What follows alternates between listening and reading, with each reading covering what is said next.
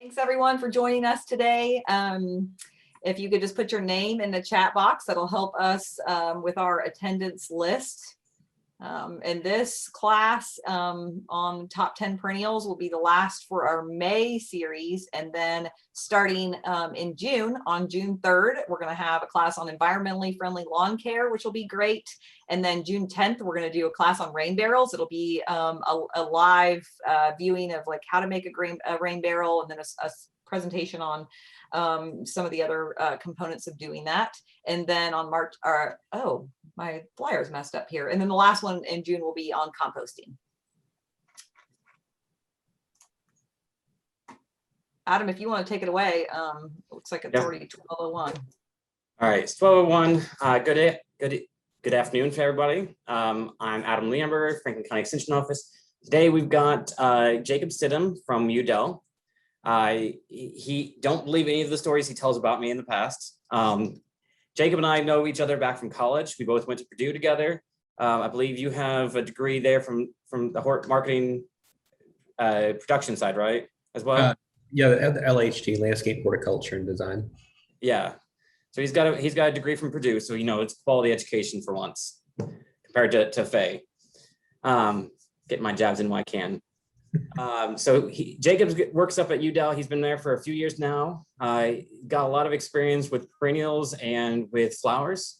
Is a great resource for us for all that. With that, he's going to talk to us a little bit about some of his top favorites. He was able to hone down and try to get as much as he could talk about his favorite plants within about an hour or so, right? Yep. So I'll go ahead and turn that on over to you then. Okay, and Adam doesn't tell the story too correctly. When we were up at school, he was always in the front row being very studious, taking notes, and I promise you I was always in the back row doing my crossword puzzle, and it was a good chance you might find me asleep every once in a while. But I'm going to go ahead and start a screen share here. Hope everyone's doing great today. Like I said, my name's Jacob. In this little grainy picture, you can see my wife Emma, and the little guy down there with the big smile on his face is Wyatt. Your screen's not shared. Oh, wait a minute. Hang on. You gotta hit that share screen button. Okay. And I see. Is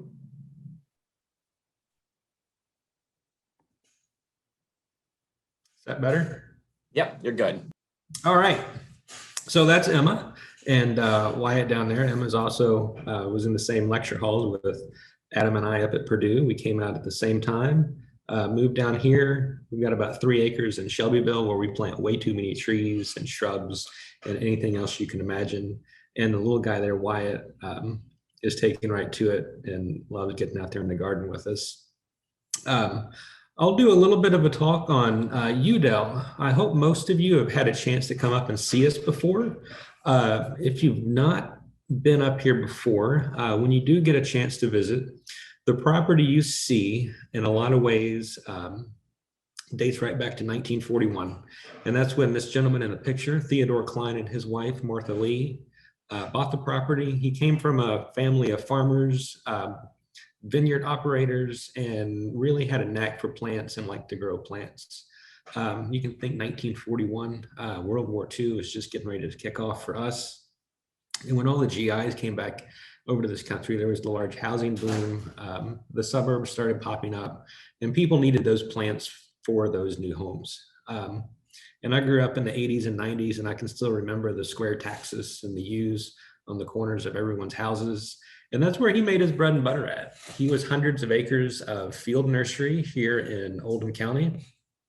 And that's the namesake. It was UDEL Farms. And he operated here until the 60s and 70s when he kind of started doing semi-retirement.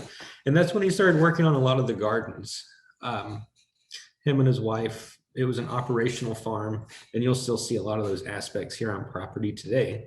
This picture here is the castle. This is where the brides get ready when we do wedding events on the weekends. We've got an old log cabin that Theodore had here for his garden help. That's where the groom and his party get together. So it's very fairy tale like weddings. And the family actually used this for a pool house. when they took a trip to Europe and came back, and Theodore said, I want a castle. So he built the castle. And a lot of the history that we'll never know about this property is built into these buildings. The stonework you see here, he was a very resourceful man. And a lot of the stonework he salvaged from buildings that were being torn down in Jefferson County and Shelby County that were built in the 1800s and were being torn down in the 1940s and 50s. He passed away in 1998 at the age of 95. The family really didn't know what to do with the property. And then in 2001, 2002, a group of concerned citizens got together, purchased the property, and incorporated the nonprofit, and it has grown since then. The picture you saw of Theodore standing in that old glass greenhouse is basically right here where you see one of our apprentices and a couple of our volunteers planting the bulbs. Our new glass greenhouse that opened in 2014 is in the background.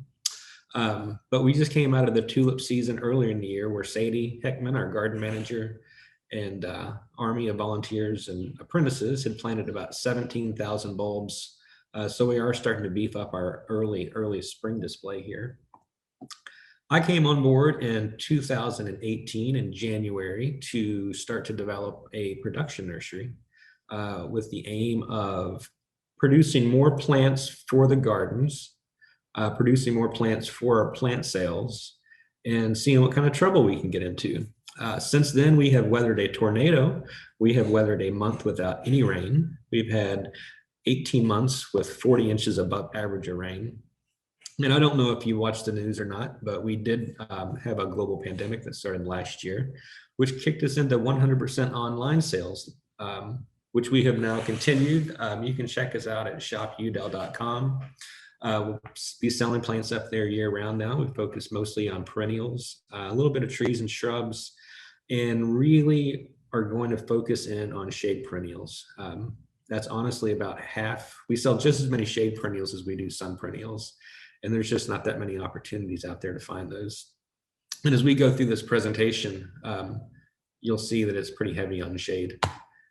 And this year we've really amped up what we're calling our plant market. It's adjacent to our nursery.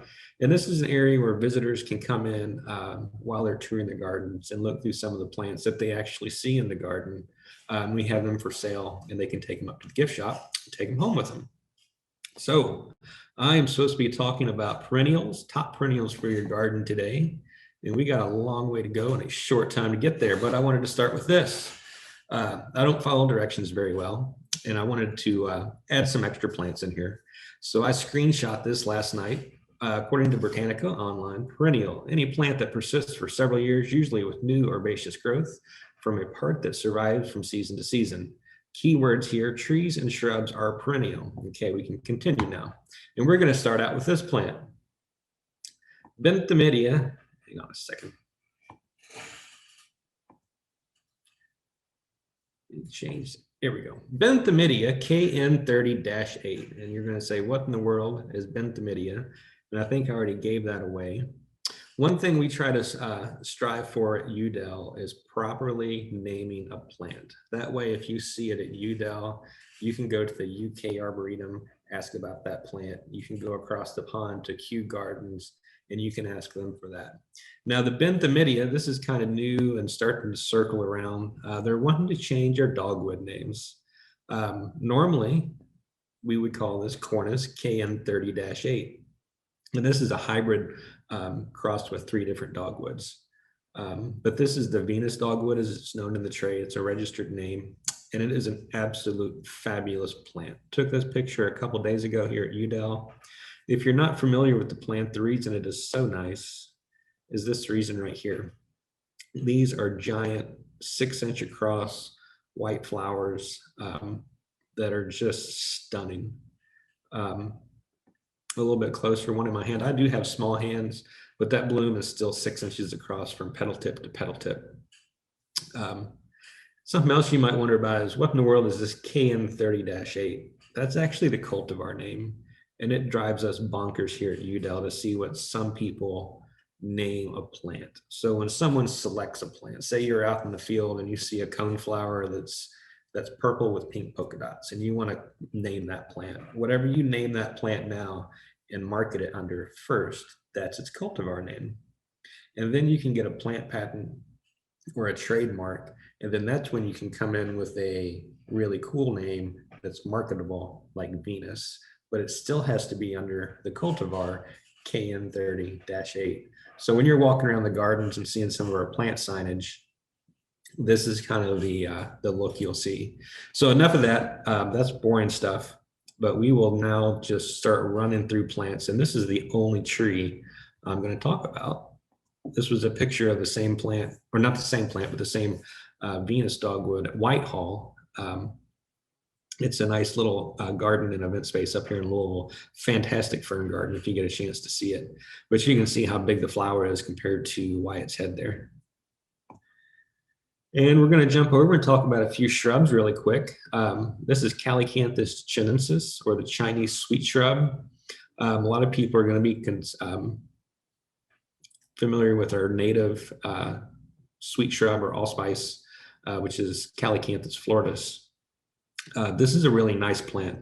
This is a picture of it from a little further back here at Udell, next to our castle. This gets some morning sun, but it does really well tucked back in here with all these evergreens. There's a taxus here, and I think this was there's some hemlocks back here, and this is a Chinese fir, a Cunninghamia. Just a really bold leaf,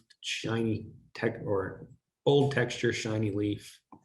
And the cool thing is once it drops its leaves in the winter, the seed pods persist on this for a long time.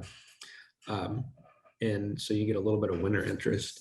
If you're familiar with the Venus Calicanthus, it's the white flowering one. That's a cross between our native Calicanthus and then this Chinese species. And what kind of plant talk wouldn't you have if you didn't have any type of hydrangea in it? I didn't pick out too many normal ones. This is a Hydrangea aspera, or a rough-leaved hydrangea. Why this isn't more common on the market, I have no idea. This is right next to our administration building. Gets some morning sun, but it's in a protected location.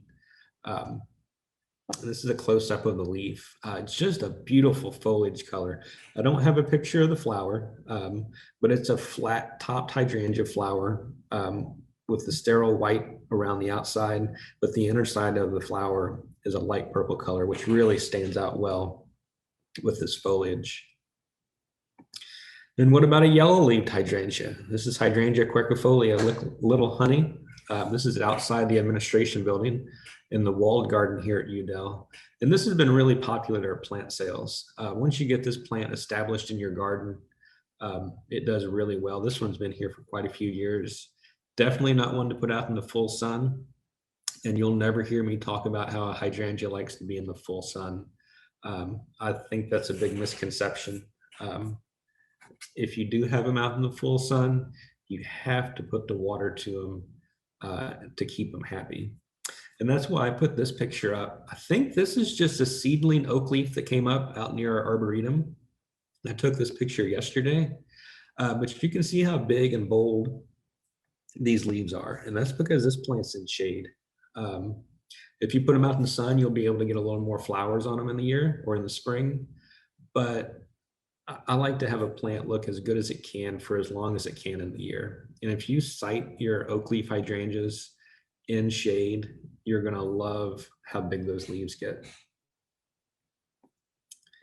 And we got to talk about this guy. Everyone wants to know how to prune hydrangeas. Hydrangea macrophylla, the big leaf hydrangea. You've seen this is the endless summers and the big blue and pink mop heads.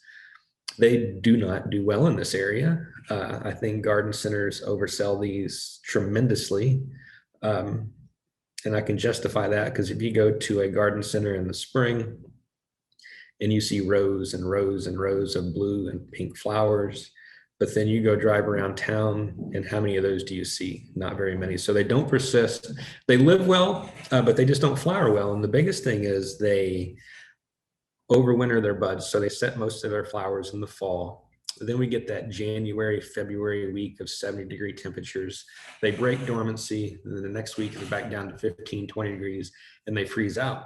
And that's what you see here. This was last year at our house. So I'm going to show you the proper way to prune a hydrangea macrophylla. You find it in your garden, you dig it out, you throw it in your yard, and you put something else in there that's really nice. And this is a Cephalotaxis Harringtonia, cream gold, Japanese plum yew. So it's going to be similar to a taxus, but a bigger needle to it. And these do really well in the shade.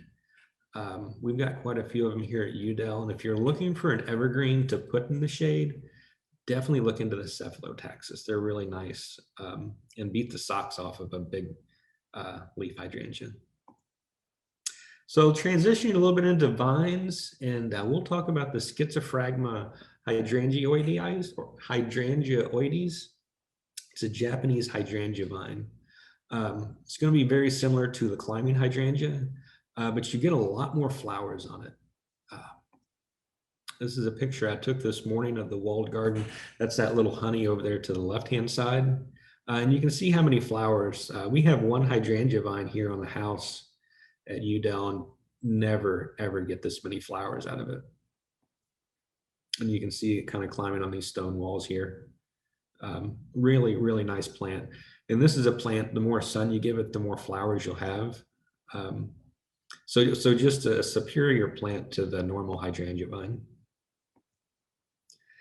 And this is at our house in Shelbyville. This is a plant we put in last year, Bignonia Capriolata, WFHGOFIN, however you want to pronounce that. This is selected by Bill Hendricks up at Klein Nursery outside of Cleveland, the Goldfinch crossvine. So this is one of the vines that stays somewhat evergreen during the winter, depending on how harsh the winter is. And most of the time, the flowers are going to be more of an orange color. But Bill selected this one, and I'm going to have to ask you next time I see him about the WFH GoFin, whatever this is supposed to mean. It's code for something, I'm sure. But even this is, like I said, this is the first spring it's flowered for us, first spring we've had it in the ground, and just covered in flowers already. And we'll get back into more of what most people would consider a perennial. I was up in Crawford County, Indiana on Monday of this week and was lucky enough to take this picture. Most of you are going to be familiar with the Erycema triphyllum, the jack-in-the-pulpit, which you see back here. But its lesser known cousin and the other native Erycema to our area is the green dragon, or Erycema draconitum. And they were right next to each other. They were both in flower, and it was really cool to see that.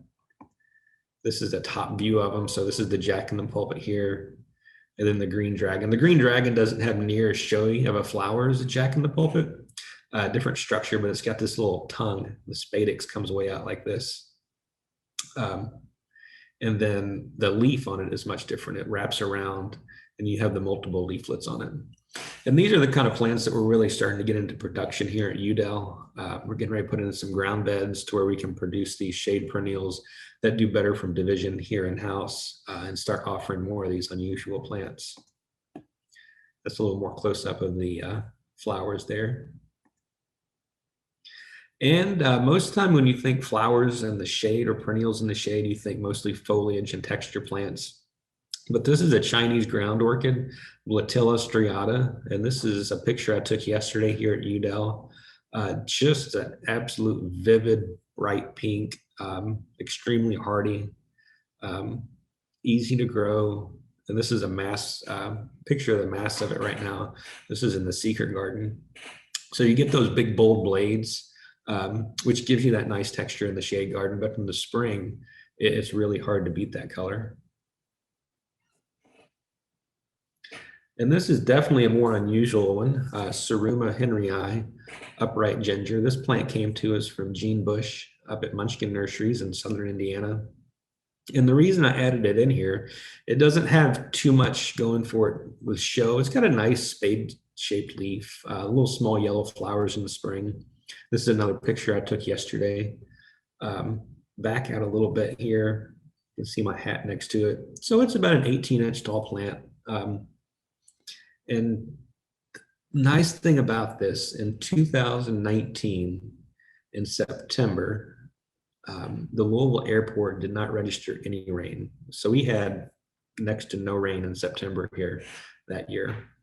And I walked by this plant and it didn't care. It looked just like this in the middle of September when we had no rain. So it's very drought tolerant.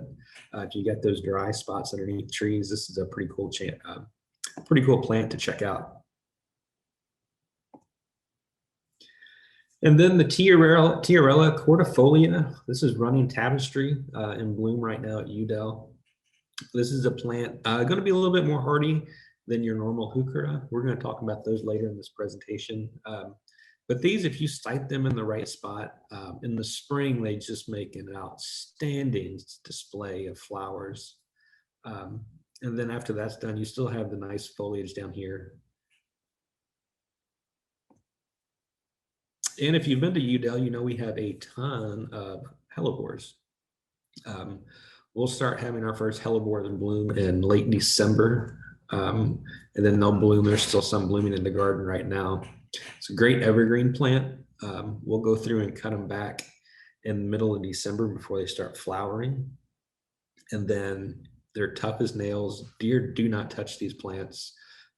They do well in dry shade. They do well in part sun. And this is the one I picked out to show here just because of the foliage color. This is the new growth on it. This is all the old flowers that were blooming back in March. But look at that. You can't beat that. It's got these really deep pink flowers on it. But the nice thing about this one is definitely the foliage. And the other hellebore we'll talk about is Helleborus foetus. That's the stinking hellebore. It doesn't smell. You might be able to get down there and rub the leaves and shove up in your nose and get some kind of smell. But I don't know, the common names can really take away from a plant a lot of times. This is a fantastic texture plant. Unlike the other hellebore we just looked at, this kind of blooms on old growth or old wood. And you can see the flowers here. The flowers aren't showy. You can see one right here. And in April, they'll start to open up. And they're about 1 inch across and they're white. But they just kind of blend in with the rest of the flower structure.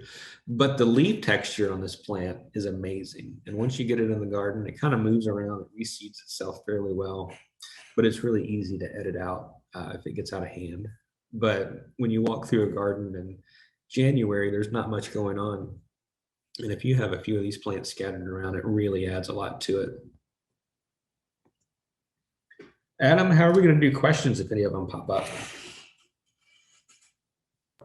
So the questions, if anybody has any questions coming through, you can type into the chat box and we've been just answering them at the end.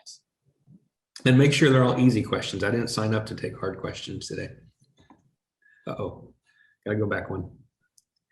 Let's see. So this is a Ligularia. This was another picture I took yesterday or day before here at Udell. And this is a plant that looks good in the garden 365 days of the year. It's got this really nice shiny green foliage right now, definitely a shade plant.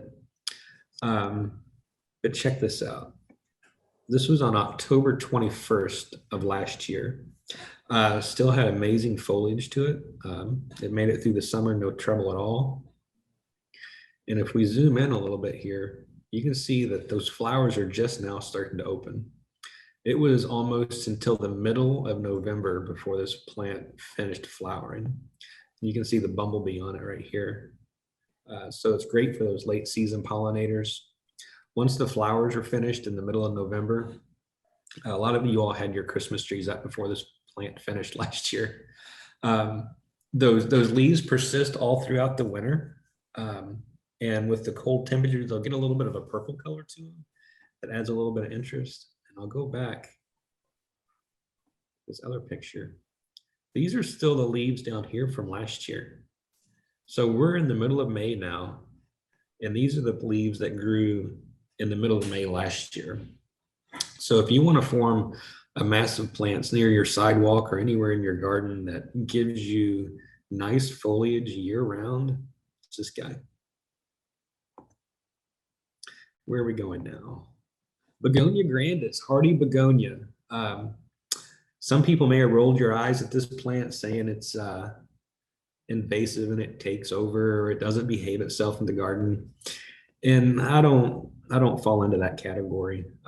It's a really easy plant to edit, but the reason this plant's so nice is the undersides of the leaves. So if you have a nice windy day in your garden, these leaves flip over, and this looks almost like a Photoshop picture, but it's the underside of the leaves are beautiful. Plus you get the late summer pink flowers up here. So when they're not, this was on a windy day when I took this.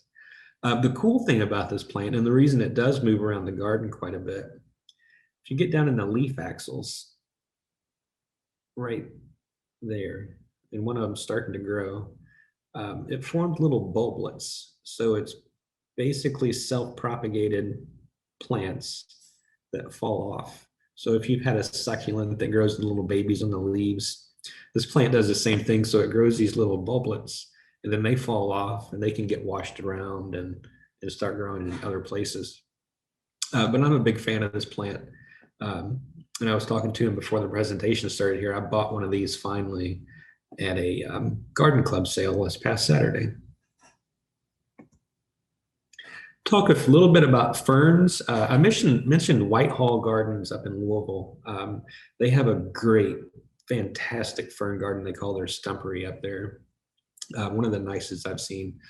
We've got a decent little amount of ferns ourselves here at Udell. This is good old-fashioned Japanese painted fern, Athrium niponicum variety pictum. It's a low-growing fern. I'm sure most of you have seen it. If you want to get into ferns and kind of baby step your way into some of the more unusual ones, this is a good one to start with. This is looking down on top of the mass. So really good color contrast with this one. And it's pretty much tough as nails. If you put it in really good soil, it's gonna really like it and make really nice stands. One of the newer varieties out there right now is the ghost fern, and this is a cross between a few different ones, but a really pale green silver color to it. That's where it gets its cultivar name at. This is one of our favorite ones here at Udell, and this is one picture of it looking down on top. And this is one that Paul mentioned to me earlier this week. He goes, "Hey, you need to go take a look at that fern over there, Dryopterous Felix Moss." And this is Barnesii, narrow male fern. This was probably 2.5 foot tall or so, 2.5 foot tall. Amazing texture, and when you walk by it right now at Udell, you really notice it. It's got a really good texture upright like that, with the very narrow fronds. But the one that we're most proud of and that we promote and have people talk about when they ask what fern they need for their garden is the Dryopterous Australis, or the Dixie wood fern. And I put my hat down there, and this is one of our plant signs. So my hat's actually about 18 inches off the ground there. The tips of these fronds are near my shoulder, and I am 5'9", so it's easy 5 foot tall fern. It's deer resistant, and it's going to do a lot better in this area than the ostrich fern. Some people can get the ostrich fern and it does well for them, but this is going to be a lot better performer in the garden here in Kentucky from what we've found. And this is one that's pretty uncommon. Not going to find it many places. We've got some sitting up at the gift shop right now for sale. But it's Sinalisa's palmata, or shredded umbrella plant. I try to describe it as somewhat similar to our native mayapple, but unlike the mayapple, this plant is going to persist all summer and not die back. It's not a spring ephemeral, and just a fantastic texture plant. Got the big palmate leaves with serrations and the deep incisions, and it's got flowers up here right now. And this is the most anticlimactic flower display that you will see in the garden. It shoots these things up, and it looks like it's getting ready to bloom right now, but it's still weeks away. And when it does flower, it's just these little bitty white flowers, so it's nothing fancy. But it's worth having in the garden just for this down here. And I'm a hosta lover. I know some people hate them. I love them. They just come in so many different types. So I threw a couple in here. My favorite one between First Frost, I didn't include Rainbow's End, but First Frost, when it comes up in the spring, it's hard to beat. This is our house in Shelbyville. And you can see compared to that Rodgersia, this is Striptease back here. But color-wise, First Frost, if you don't have one and you want to add a hosta to your garden, can't go wrong. And then we're going to take a moment to let this sink in. This is Empress Wu, Plantain Lily. Some people say the common name, most people just call them hostas, but this is the Plantain Lily. 3 to 4 foot tall. This is at Udell, 5 to 6 foot wide. It's the biggest cultivar on the market. If you've got the space and you want people that visit your garden, go, where did you get that hosta at? This is the one to have. Just an absolute stunning plant to have, which I'm going to tell you a little bit of a story about last year. We're going to go back to my house real quick. And the 1st of April last year, we decided to create a new garden on the side of the house. It was on the north side, shade garden, and we were going to move most of our hostas to that area. This is our Empress Wu that we'd had in the ground for a few years. So it was mature, getting up to that 3 to 4 foot tall, 5 to 6 foot wide. And I wanted to move it, but I wasn't going to hurt this hosta. I wanted to make sure that I got plenty of a root ball with it. So I basically balled and burlapped this hosta minus the burlap. You can see my hat there. This root ball was nearly 24 inches across.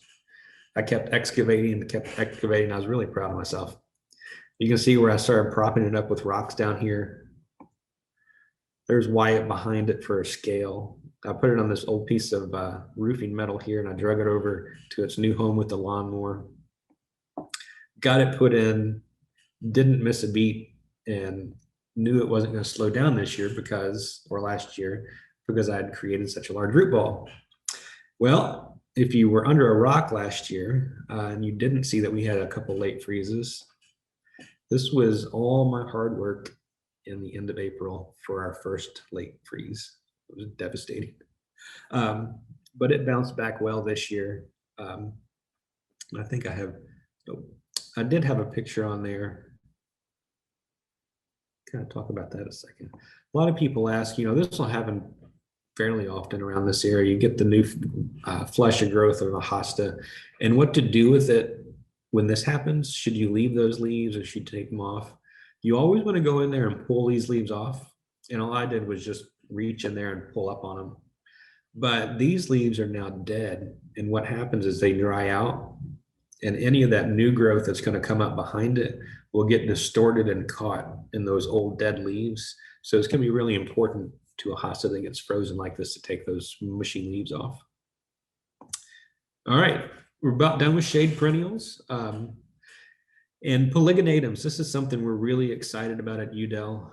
We're starting to form a very large collection of them.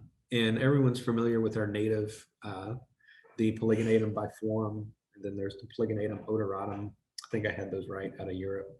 But there's a lot of different species and cultivars. This is Polygonatum Bettberg, we think. This is a plant that was shared with us. A plant that does not like to multiply in the garden. It's been 1 or 2 shoots for years now. This is something that we would love to start propagating and share with you all through our plant sales. But right now you just kind of have to enjoy it in the garden because it is so slow. But just amazing foliage color, especially in the spring. Another unusual Polygonatum. We're not exactly sure on the species of this one. It kind of gets lumped into the Siberican group, but this one's going to stand about 3 to 4 foot tall, and it's got whorled leaves around the stem, and then the flowers still come out right there at the leaf axils. Really cool texture plant. This is a picture of it from a little further back, and you can see how those leaves just go different directions. But a really fun plant, and this is definitely one that we're getting into production more here at the nursery at Udell. So that's a 3 to 4 foot hosta. And I've been using my hat to show size. And usually you have to find the hat in the picture. But here, this is Polygonatum humuli. the dwarf Solomon seal. It's the cutest little thing. It gets about 3 or 4 inches tall. Still has the same little polygonatum flowers that come out of the leaf axil. And makes a great little ground cover. We have some of these in a container at home, and they overwintered really well. So it's a super easy plant for a container. We're going to talk about container plants, container perennials here in just a bit. So that's a 3 to 4 inch perennial or polygonatum. And I think Adam probably knows what's coming next because he saw this plant a couple weeks ago here at UDEL. Now that's a polygonatum and just awesome. We believe Polygonatum Martini-Eye. This plant was shared to us by someone down in Georgia. And it came in just as Polygonatum Chenyi. And Chenyi is a lady in China who does a lot with plant exploration and polygonatums. So this was collected on a plant exploration in China. And there's a few, you would call them polygonatum nuts, polygonatum experts here in the country. And they believe that that's this one. We kept this in an unheated greenhouse or a heated greenhouse over the winter just in case it wasn't hardy here, but we think it might be. And you're like, well, that's Wyatt. He's only 5. So it's not that tall of a plant. But here you go. I'm 5'9". It's in about an 18-inch pot or less. That's a 6-foot tall polygonatum. Everybody's heads have snapped when they walk through the greenhouse and they've seen that. But this is the kind of stuff that we just eat up and love at UDEL. You know, when you go to a garden center, you see the green leaf polygonatum and you see the variegated polygonatum, and those are both great plants. We got both of those growing here at UDEL. I have both of them growing at my garden at home in Shelby County. But there are such a world of plants out there that are untapped. And you know, this isn't for everybody. Everybody doesn't have a garden that big. You're not going to see this at the shopping mall landscape. But when you really start diving in and looking into plants, it's amazing to see the diversity that's out there in the world. And this is a picture of that plant's rhizome when it came to us last October is when he mailed that up to us. And that thing is giant. That's me holding it with my hand there. And this was the shoot that came up this year. But look how slow it is. So if this was formed in 2020, that's 19, 18, 17, 16, 15. So that's 5-6 years of growth right there. Again, this is another one that how in the world can we get this into production on a mass scale? But you'll be able to come enjoy it at UDEL. And we're going to start transitioning into some sun perennials. We're right in the middle of iris season. They're blooming all over the place. This is an iris that can take a little bit more shade. It's in front of the shredded umbrella at home. Iris tectorum or roof iris. It's a very flat flower.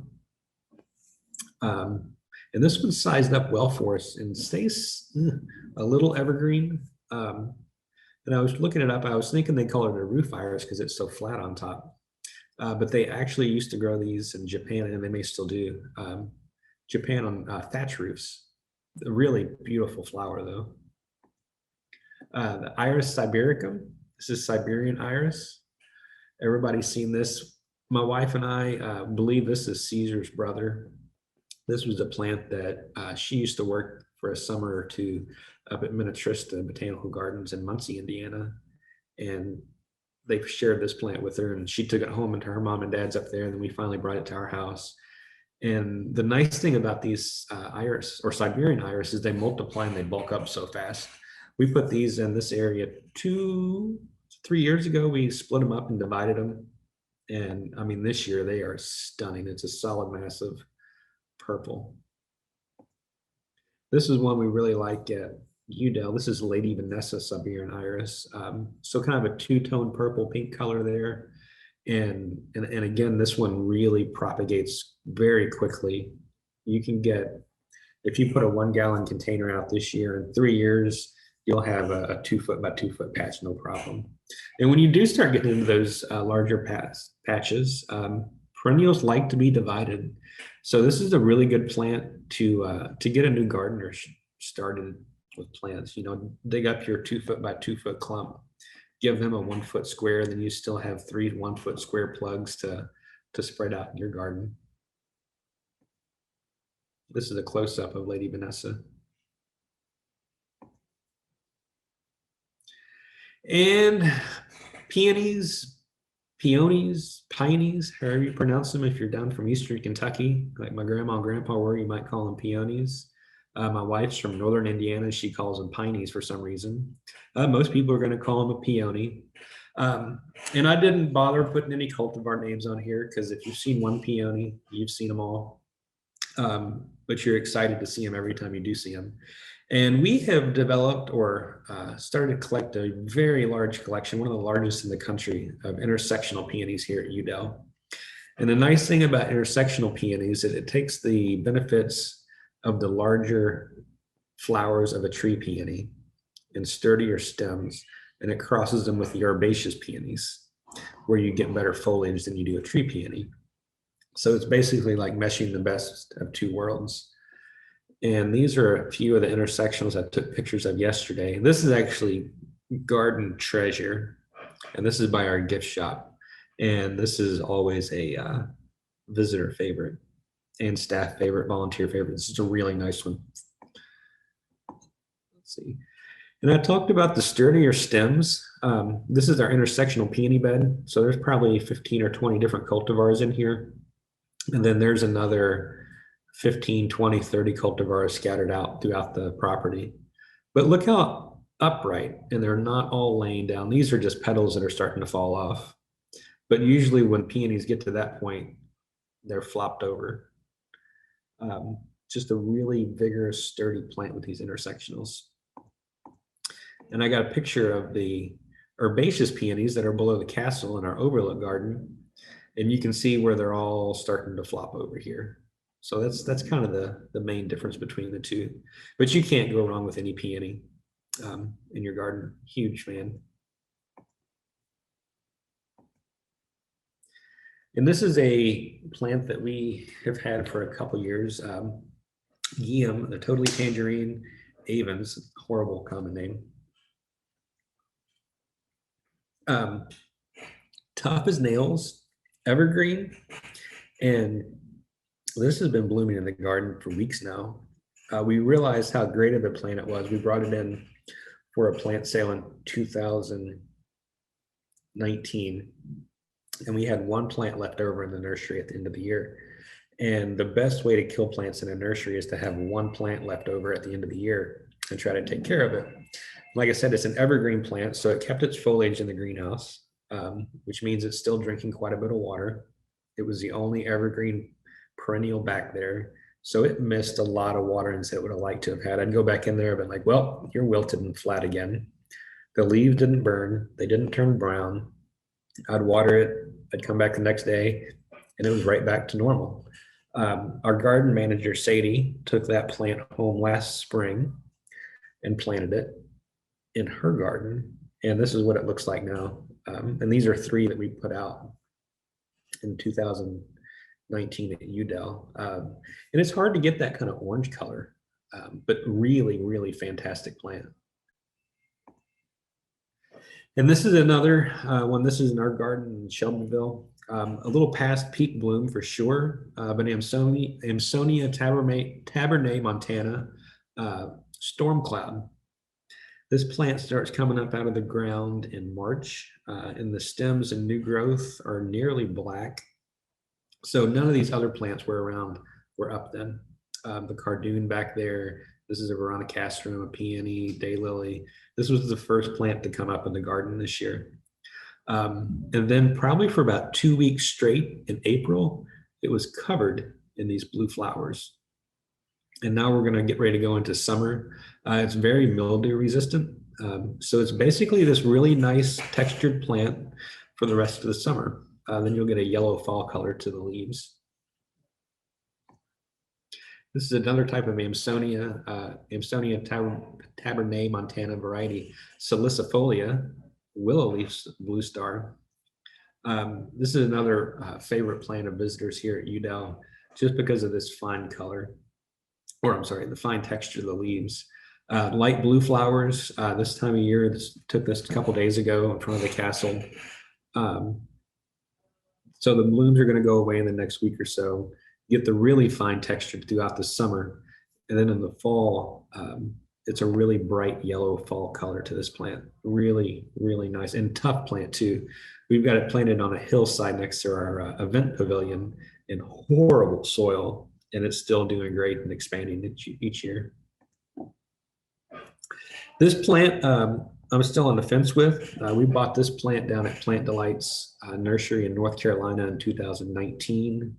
Dryopterous lightning flash. So it's going to be our native tall tick seed, but selected obviously for this really bright foliage. The problem we're going to have with it is you can see where it's starting to get leaf spot. I was on Mount Cuba's website last night when I was putting this together, looking this up a little bit more. They had it in their trial program up there, and it had really, really bad leaf spot. It doesn't really flower that much like your normal Coreopsis would, but we couldn't pass it up, and we planted it. But look at what it's doing, and this is the front bed at home in Shelbyville. That is some serious color in your garden, and really wanted to put this plant in there, like I said, to get out there and start exploring new plants, find those unusual plants. And one thing that they did say on Mount Cuba's website last night was, if you could give this plant a little more shade, it might do a lot better. They had it out in the full sun like you would have a normal Coreopsis. So if it doesn't do well here, we've got a nice black gum tree here. This phlox gets really big. This is Onyx and Pearls Penstemon. So this is all going to get taller and give this plant some protection. If it doesn't do well there, I'm going to take it and I'm going to move it around to the other side of the house. But that's a cool plant. I'll get it propagated, take some cuttings off of it probably this year, and bring some up here to Udell to trial in some different areas. But I'll zoom in here and we're going to talk about the cardoon in a minute. This is another Coreopsis. Write this one down. I didn't put it in the presentation, but in the back there is Coreopsis tripteris, gold standard. That huge clump started out as a 3-inch pot in 2018. It's now 3 foot across, and it'll be 6 foot tall when it's flowering this summer. This is goldenrod fireworks. Tough as nails. A lot of your firework or goldenrod are going to flop over when they flower. You can drive a tank over this thing and it's going to stop the tank. And that's what we think Caesar's brother, Siberian Iris there. Let's see. And this is a good plant. If you haven't noticed, I like big plants. This is Cinerea cardunculus, or the cardoon. A lot of people say it's biennial. The one we have at home this is its 3rd year and it's doing great. It will reseed itself a little bit, but some of the most bold textured leaves that you can put in the garden, definitely give it some space.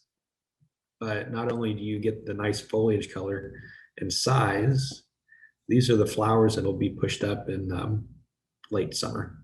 So great pollinator plant. It's great to get out. Bumblebees love coming to these big flowers and make for great photo opportunities. Another very common plant that people think of in the herb garden but can find its home, we've got it in the front bed there at the house. Funiculum vulgare, purpureum, or just bronze fennel. Your black swallowtail butterflies this is a host plant for them. This is a nice plant just to walk by in the garden and pinch off a leaf and throw it in your mouth for the flavor. And you get this wonderful color and foliage. So don't be afraid to put that out there. If you're worried about it seeding too much, you can always cut the flowers off before they go to seed. And a few more big plants. This is from the garden at home last year. So this is basically the same view as I showed just a second ago with that Coreopsis. That Coreopsis is down in here somewhere. But this is cup plant, Silphium perfoliatum. It's a great big plant. It'll reseed itself. It's got a taproot that goes just about to China. So once you have it, you have it. The cool thing about it is not only was it the #2 plant on the list that attracted pollinators in our garden last year, The leaves down here at where they attach to the stem, it's where it gets its common name at, they form a cup. And when you have a heavy dew in the summer, the water will come down in here and it holds water in these areas all summer. So you get all these pollinator up here, bees and butterflies and wasps and flies and just anything you can imagine that's flying in the garden. And then they'll come down here and they get them a drink of water. So it's like nature's own little bird bath. It's a really nice phlox. That one came with our house. We have no idea what the cultivar that is. And this was my favorite plant in the garden last year. This is Rudbeckia lanceolata herbstoni. It also goes by the cultivar name Autumn Sun, I believe. Tall cone flower. And if you want a pollinator plant in your garden, put this one in your garden. It was mind-boggling to see how much wildlife came to this plant. Like I said about the cup plant, it was, you know, the wasp and the bees and any sort of bees. You can go out there every day and see a bee that you've never seen before. But it was twofold the amount that was on the cup plant. This is that Coreopsis I was talking about a second ago with these 3 stems. So you can see where it kind of greened out quite a bit in the summer. And it didn't look bad. It never did flower, I don't think, but it was getting some shade from all these other perennials around it. Let's see, where are we going now? All right, we're coming close to the end. I'm not doing bad on time either. It's 12:52. This has been a mad dash. I wanted to spend a little bit of time talking about perennials and containers. That's something that we're getting excited about at home.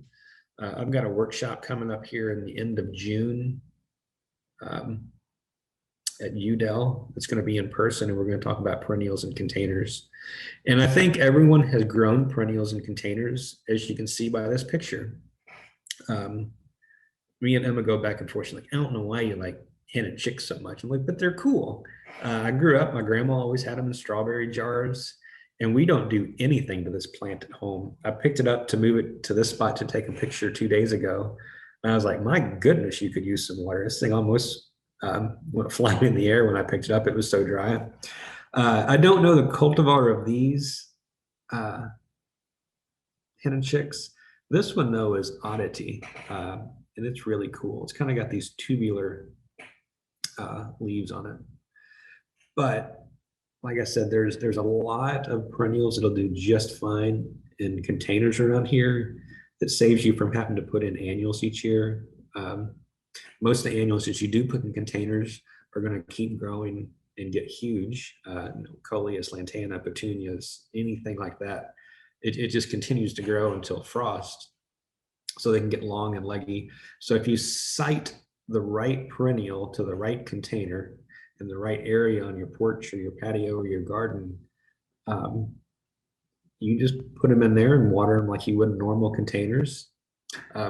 This one, like I said, definitely could use more, but they do great. This is one, Sedum sexangular, tasteless stonecrop. That's a common name that Paul and I here at UDEL have been curious about. I did taste this plant. Probably wasn't the smartest idea. It didn't hurt me, but it definitely had a little bit of a taste to it, and it was not a good taste. We put this plant in this container, and it's probably a 12-inch wide container, planted it last spring. This is it right now at home in flower. This was it late last summer. So it filled up that plant, and it was a little 3 or 5-inch plant when we put it in there. Sit there, we watered it, and it sat in this exact place all winter. We didn't bring it in, gave it no extra protection. The next plant we're going to talk about is the Sedum Cebulli. They have changed a lot of the sedums now to Hylotulifiums. So this is now Hylotulifium Cebulli or October Daphne. Second year in this container, set right next to that other sedum, the tasteless one, all winter, no problem. And this is another 12 to 14-inch wide container. Fantastic texture. First time I actually saw this plant was down at Springhouse Gardens. Richard Weber in Nicholasville had it sitting on his cottage down there in a container. And I said, hey, I got to get me some of those. The nice, they call it October Daphne. And I wish I had included a picture, but I didn't have one of it. This was in full bloom on our patio in a container on Halloween last year. And again, this was at late summer last year, and you can see where it was starting to put up its flower heads. So a great addition to the fall garden. This is another container we have on our porch at home. This is Athrium Felix Femina Lady in Red. Included in that is also Tiarella Cordifolia Spring Symphony, another foam flower. And this has been an amazing thing to watch come up this spring. The fronds of the fern started to unfurl first, and then the Tiarella started taking off and really kind of outcompeted the fern. But the way they combined together was really nice. And this pot, again, this container set in that exact pot on our porch all winter, no extra protection. And this was the fern last year in the middle of summer. Like I said, this is at the same spot, just from another perspective. And this is the Tiarella last year. It really didn't do too much last year. This is I'm not sure the cultivar on this, but this is just a hardy geranium. This is in a big rectangular container, sitting in the stunk or I can't think of the garden name here at Udall right now. But it's as soon as you come out of the visitor center, it gets no attention. It's been in this container for years. They don't water it because it just kind of sits out there on its own. But year after year, it does fine. No extra water, no extra fertilizer. It just does its thing. And this is in pretty heavy shade too. This is an unusual one. This is a turtle head, the tiny Tortuga. A fantastic plant. When we were working in the walled garden where this is adjacent to, Sadie just plopped it in this container a few years ago. It's now filled the container out. And it's not going to get any taller than this really all summer. So it's going to look like that all summer. And then in late fall or late summer, you're going to start getting those purple flowers to come out. So instead of having a coleus that you had to keep pinching back and taking care of all summer, you can switch to a plant like this for your porch and then get the added benefit of a really nice flower display in late summer. Hostas are a no-brainer for a container. This is at our house. It's been in there 2 years. This is this week I took this picture, and this plant would be a lot bigger than it is right now, but it really got hammered hard in those late freezes last spring. And I said we were going to talk about heucheras later on, and here we go. There are 1.5 million different heucheras right now on the market. The problem with most of them is people buy them in the garden center. They take them home, they dig a hole in our nice clay soil here in Kentucky, and they don't like it, and they will not come back next year. If you site them in the right conditions, they'll do okay. But this is Heuchera Southern Comfort. It's been in this rectangle planter on the steps here going up to the administration office at Udall for years and years. And this is actually full sun too. It does need quite a bit of water throughout the summer when it gets hot.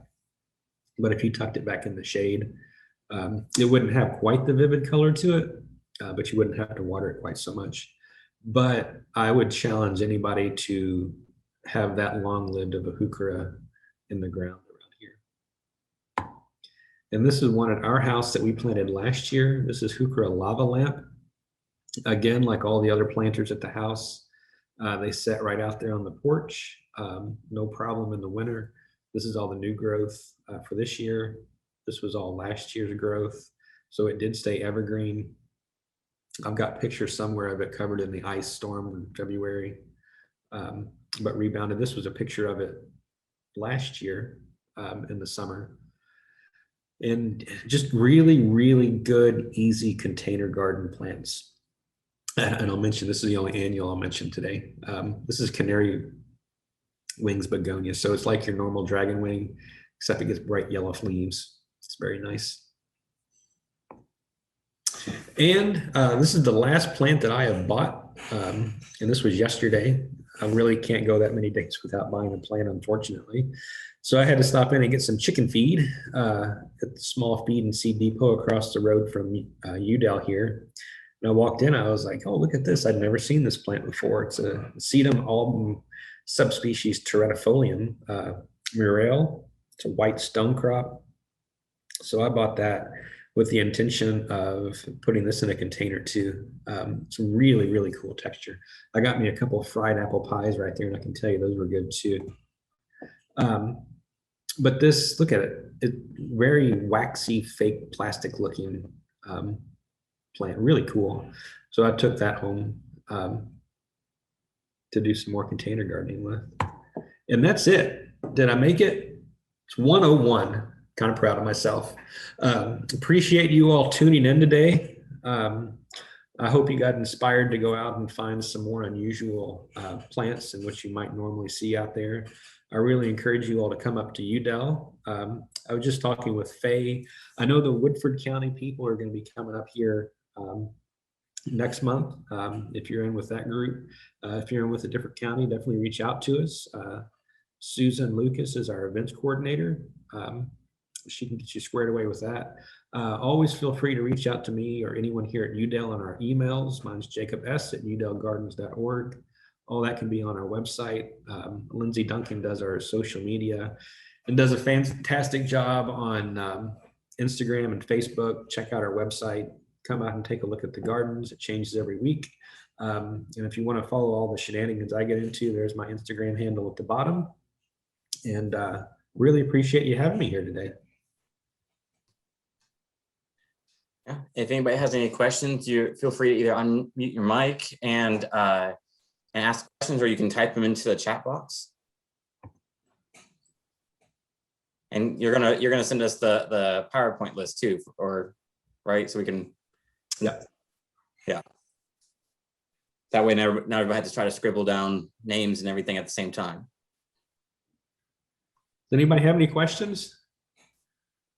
We got one from Arlen. Do you sell all the plants that you showed us? Sometimes.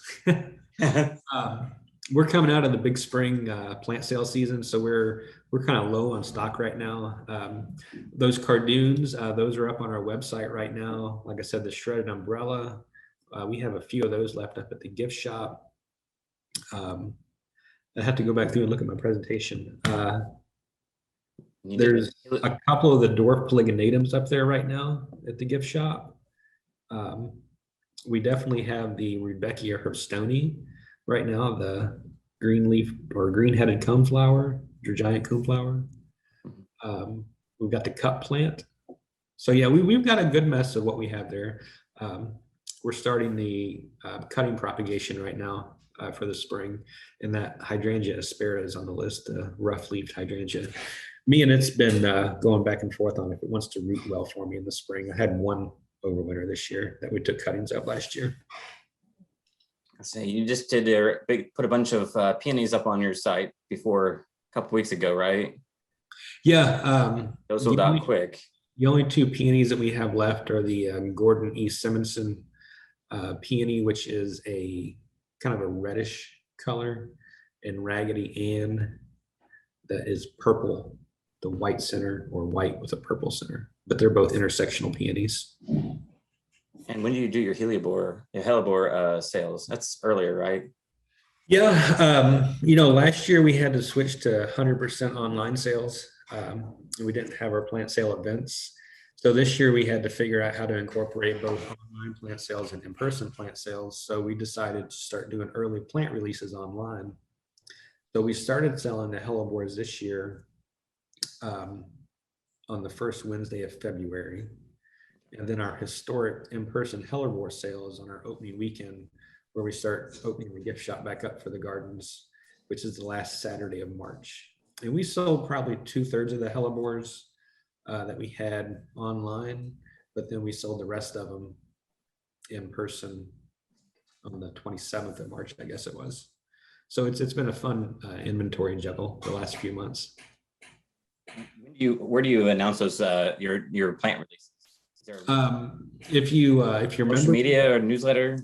Yeah, if you're members with us, you'll get the email. The newsletters come out quarterly. And then, like I said, Lindsay does a really good job with the social media. Okay. So it's either keep up on social media with it or become a member and get the emails.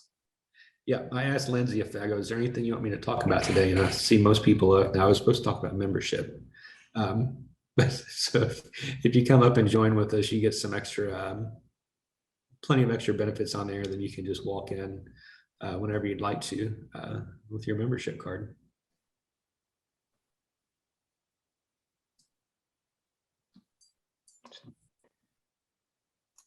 Thanks so much, Jacob. That was an awesome presentation and lots of cool plants that I want now, but won't have time to plant probably, but then I buy them. And anyways, start sticking them in everywhere. That's not an excuse. That's not an excuse. No, I definitely have some of those that I'm going to add to my landscape. So We've finally got around to getting into what we call our driveway pile on Sunday, and we planted 30 or so plants. And I was like, that's really going to knock a lot out. And I counted, and we still had about 40 left to plant. Oh my gosh. We got know the feeling. I've been told that I have to get rid of the pile of plants. The pile of plants on the patio has to go away. Apparently a 10 by 10 square of plants stacked up on top of each other almost is too much. I would agree. Well, Jacob, does your 5-year-old at least help with the planting now that he's kind of at the age? My little boy's 5 now too, so he's a little bit more helpful at that age. No, he really likes getting out there, but his attention span is right. But no, he loves coming out here to UDAL and talking plants, and he's going to be an expert by the time he can rattle off some Latin. That's so cool. Yeah. Thanks everyone for joining today.